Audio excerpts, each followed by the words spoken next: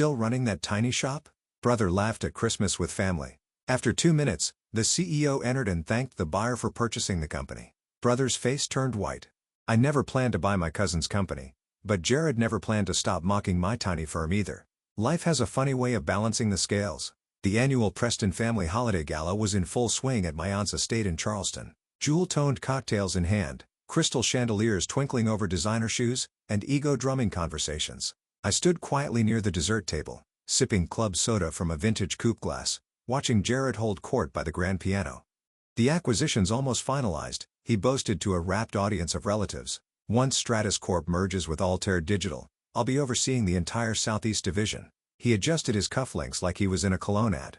Jared had always known how to perform. Our family lapped it up, especially my aunt, who beamed at him the way she used to when he won debate championships or interned on Capitol Hill. "What about you, Celine?" Uncle Mark asked, his tone laced with artificial sweetness. "Still running that little, what is it again, strategy service?" I gave a polite nod, already picturing the legal team waiting for my signature the next morning. "Yes, still running my firm." Jared chuckled without looking at me. "Still operating that tiny outfit. How many people is it now?" 4, 5, 8, I said flatly, but didn't elaborate. Let him think Peregrine Strategies was just a boutique consulting agency doing marketing plans for mom-and-pop shops. Let him think I was still the quiet cousin who quit corporate life in her late 20s with nothing but a laptop and a rented co-working desk. "You know, Celine," Jared said, swirling his drink like a Bond villain, "I could speak to our VP at Altair. Get you an actual role. Something steady. You're what, 35 now? Stability's important." My mother gave a small tight smile. "That's very kind, Jared." I clenched my glass a little tighter, recalling the acquisition contract sitting in my inbox at home, where Peregrine Strategies was preparing to finalize its majority stake in Altair Digital by the end of the week. "I appreciate it," I said evenly, "but I'm doing just fine." Jared shrugged and turned back to his audience. "Anyway, everyone, guess who's showing up tonight? Altair's CEO, Michael Liu. He's basically family now." Gasps rippled through the room. Aunt Claudia clutched her pearls, nearly spilling her wine. The front door opened moments later, and there he was, flanked by 2 associates. Michael Liu scanned the crowd, then his eyes landed on me. He walked straight over and extended his hand. As May pressed in, he said, warmly, "It's good to see you again. Are we still on for tomorrow morning?" The room went silent. Jared's smirk vanished. "Absolutely," I replied. "I'm looking forward to finalizing everything." "Michael Liu, coming here?" Jared's voice practically dripped with self-satisfaction. Our aunt clapped her hands in delight. "Oh, Jared, that's wonderful. What an honor." I glanced at my watch. 8:27 p.m. Right on schedule. I knew exactly why Michael Liu was attending our family's holiday party, and it had nothing to do with Jared's exaggerated importance to Altair Digital. The room buzzed louder as Jared continued parading his imaginary throne. With each pour of top-shelf bourbon, his claims grew more outlandish. He ranted about how he'd lead post-merger restructuring, streamline legacy systems, and revolutionize Altair's market approach. "Altair needs new energy," he declared, lifting his glass. "Liu's solid, but too traditional. Careful. I'm ready to take risks, make bold moves, lead." Almost felt bad for him. Almost. The doorbell rang, sharp and deliberate, at 8:30 p.m. Jared adjusted his collar, motioning for everyone to compose themselves. "Okay, folks, let's keep it classy. Michael Liu isn't just my CEO. After this merger, he'll practically be family." The grand double doors swung open. Michael Liu entered with quiet gravitas, his tailored overcoat draped elegantly over his arm. His silver hair gleamed under the foyer chandelier, and the room instinctively quieted at his presence. But instead of walking toward Jared, his eyes scanned the room and then landed on me. He smiled. "Miss Preston," he said, striding past Jared without so much as a nod. "Thank you for the invitation. I wanted to personally thank you for making this transition so seamless." Jared blinked. "Sir, you know my cousin?" Michael turned, genuinely puzzled. "Of course, I do." He glanced between us, then addressed the room. "Celine Preston is the reason I'm here tonight. She's the one who acquired Altair Digital." Silence crashed over the room like a wave. Jared's tumbler slipped from his hand and hit the Persian rug with a soft thud. My aunt gasped and steadied herself against the buffet table. Our uncle looked like someone had unplugged him. "That's not possible," Jared whispered, voice hollow. "She runs some local firm. Does marketing work for small shops?" I gently placed my coupe glass on the mantel. "Actually, cousin, Peregrine Strategies is a bit more than that. We're a global acquisitions and restructuring firm. And as of yesterday, we hold the controlling stake in Altair." The truth was out. The firm they'd laughed off for years, it wasn't tiny. It was massive, silent, strategic, powerful. While they hosted galas and traded war stories, I built an empire, one that now included Jared's entire division. He looked like he might be sick. As for your promotion, I said softly, we'll be discussing some organizational changes. The silence in the room was crushing. You could almost hear the delicate machinery of pride, assumptions, and denial grinding to a halt in everyone's minds. Jared still hadn't moved, his empty glass hanging limply from his fingers. Michael Liu, calm as ever, continued speaking as if he hadn't just shattered my cousin's entire worldview. Excellent. Miss Preston's acquisition team was exceptionally sharp, he said, gesturing toward me with the kind of professional admiration my family had never once shown. The way Peregrine structured the buyout, timing, leverage, compliance, it was masterful. He glanced at Jared. Your cousin is one of the most strategic minds I've worked with. Jared flushed from pale to crimson in seconds. This is some kind of joke, he stammered, searching the room for backup. Celine doesn't, she can't what? I asked, my voice even. Can't run a multi-billion-dollar firm? Can't outmaneuver a legacy board? Can't be more than just your freelancing cousin who left a stable job to chase a pipe dream? Our aunt finally spoke, her voice thin with disbelief. Celine, darling, why didn't you say anything? I turned slowly to face her because none of you ever asked or wanted to hear it. Remember last Christmas, I added, when Jared joked about my internet hobby and you all laughed like it was cute? Or the year before, when Uncle Mark suggested I take community college classes to get back on track? Uncle Mark winced. We were just worried about you. Well, I said, swirling the last of my soda in the glass, Peregrine Strategies now manages over $12 billion in global assets. In the past 3 years, we've acquired 17 companies. That tiny firm just bought Altair Digital for $4.2 billion. Aunt Lillian gasped. Someone dropped a cookie platter. Jared's face contorted like he might actually scream. You can't do this, he hissed, stepping closer. You can't just buy my company. I've worked there for 8 years. I'm supposed to be the next division director. Michael Liu cleared his throat. About that? No, I said, cutting him off gently. Let me handle this. I turned to Jared, locking eyes. We need to talk about your role at Altair. His voice cracked. My role? I earned that promotion. You can't just walk in your office, I said firmly. Now. The crowd parted as I led him down the hallway. Behind us, murmurs and shocked whispers filled the space. Jared slammed the door the moment we stepped inside. Is executive mask crumbling fast? If you want to hear what I told Jared behind that office door and how everything changed after, make sure to subscribe. The next chapter is where the real reckoning begins. How long? Jared demanded, his voice sharp. How long have you been planning this? Was this your twisted revenge scheme? I calmly sat in the leather chair behind his desk. His prized possession, his symbol of status and control. It felt oddly fitting. Across from me, Jared paced in tight erratic lines like a man trying to outrun the truth. Believe it or not, Jared, I said, not everything is about you. Peregrine has been analyzing Altair for years. The fact that you worked there? I shrugged. A curious coincidence. Coincidence? He gave a dry, bitter laugh.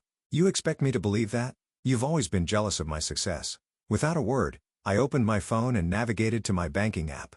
A few taps later, I held up the screen. His eyes locked onto the number and widened. That can't be real. It's my personal liquid net worth, I said evenly. Just the accessible portion. Peregrine Strategies is worth significantly more. So, Jared, remind me again. What does success look like to you? He sank into the guest chair across from me, the heat draining from his anger. His shoulders slumped. Why didn't you ever say anything? Would you have listened? I leaned back, folding my hands. You were all so sure I was failing. Remember when I missed Uncle Mark's birthday dinner, and you told everyone I probably couldn't afford to fly home, that I was too embarrassed to admit it? His silence was answer enough. I was in Singapore, I continued, negotiating the Turner Industries acquisition, $2.8 billion. But all of you assumed I was just making excuses. His face took on a pale greenish hue. The Turner deal, that was you? He asked hoarsely. Then the Madison merger last fall, the Carson buyout last spring. All Peregrine, I confirmed.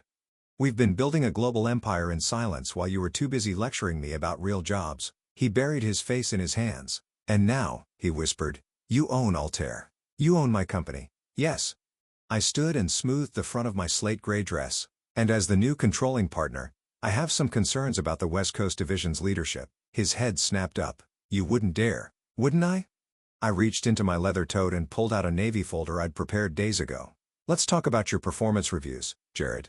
The red flags? The compliance shortcuts, the missed deadlines. That's standard industry practice, he barked. No, I said. My voice low and firm. It's sloppy. It's arrogant. And under Peregrine's leadership, I said, sliding the folder into place, that ends now. Jared slumped back in his chair. The fight in him visibly draining. So that's it, he muttered. You're firing me? Your own cousin? Not firing, I said calmly. I'm offering you a choice. I opened the folder and turned it toward him. You can take a lateral transfer to our Minneapolis branch. Same pay, no promotion, fresh start. Or you can resign, and we'll provide a 3-month severance package. His mouth fell open. Minneapolis? But my life is here? My network? My condo? Your inflated sense of importance? I offered. Your golf club access? Your nameplate on the parking spot? Yes. You'd lose all of that. I locked eyes with him. But you'd keep your job, your choice. Jared stared at the paper in front of him, his fingers trembling slightly. This is cruel, Chalene, he whispered. Using your power like this, it's cruel. Cruel? I repeated, standing slowly. Like, mocking my business at every family dinner was cruel. Like, calling me a failure behind my back was cruel. Like, suggesting I take a job as your assistant was cruel. Through the heavy door, I could still hear the party voices buzzing, music playing, the clink of glasses. No doubt they were still spinning the story, trying to rewrite history, pretending they'd always seen my potential. You have until New Year's to decide, I said as I walked toward the door. Oh, and, Jared, I glanced back, that corner office you love so much, I'm turning it into a wellness lounge. His face twisted, but I didn't wait for a reply. When I returned to the party, my parents were huddled near the fireplace with Aunt Lillian and Uncle Russ. Their conversation died the moment I stepped into view.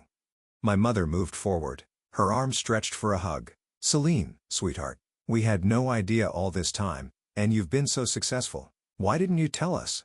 I paused, stepping back slightly from her embrace. Would it have made a difference, Mom, if it wasn't flashy or public? Of course, it would have, she said too quickly. We're your family. No.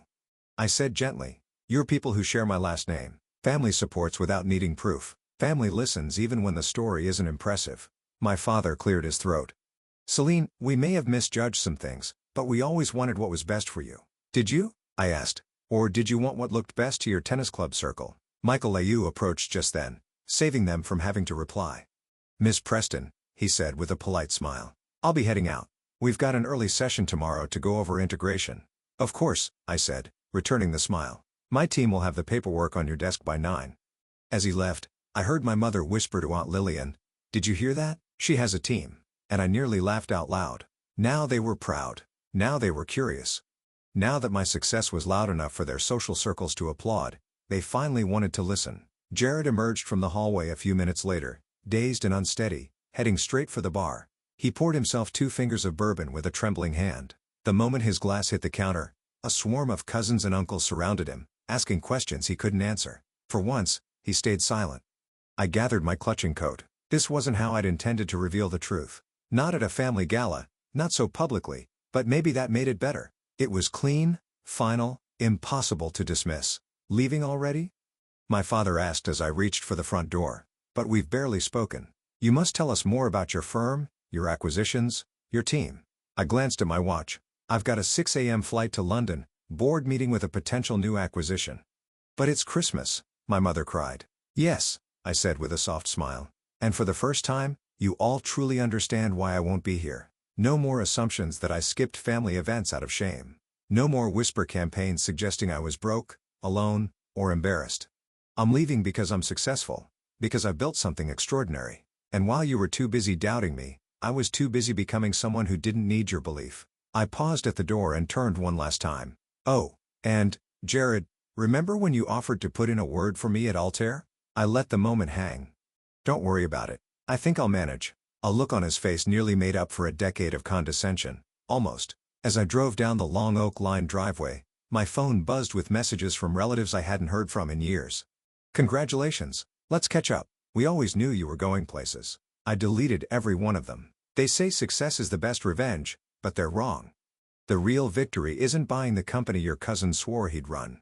It isn't outmaneuvering your entire family at their own game. The real victory is never needing their approval to begin with. 3 months later, Jared quietly accepted the Minneapolis position. My parents now introduce me as their visionary entrepreneur daughter, skipping the part where they once suggested I get an admin certification. As for me, I had just finalized another acquisition, a modest tech firm based in Savannah, Preston Dynamics, my father's retirement project, his pride and joy, the legacy he always dreamed Jared would lead. I had my assistant send over the ownership transfer letter. Sometimes, silence says it best, especially when it comes with a header that reads from the desk of your tiny firm owner. If my story resonated with you, I'd love to hear from you. Leave a comment. Tell me if you've ever been underestimated, overlooked, or told your dreams were too small. What did you do about it? Your support means everything. I built something in silence, but now I'm speaking up, not just for me, but for everyone who's been dismissed. Share your advice, your experiences, or a message you wish someone had told you when you started.